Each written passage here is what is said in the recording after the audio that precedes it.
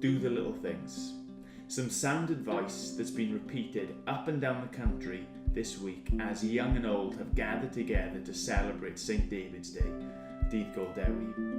And it does sound like good advice, doesn't it? Pursuing a life of goodness in the small things, because let's face it, we're not murderers, adulterers or thieves.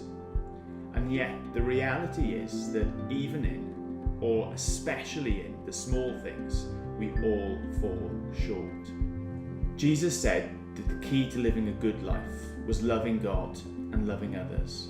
But in thousands of actions and words and decisions that we make every single day, we show that we don't love God and love others, but that we prioritise the loving of me. Dewi's advice isn't actually that easy to follow. It's a good thing then that Jesus prayed, "Father, forgive them." That means we can be forgiven in the little and in the big.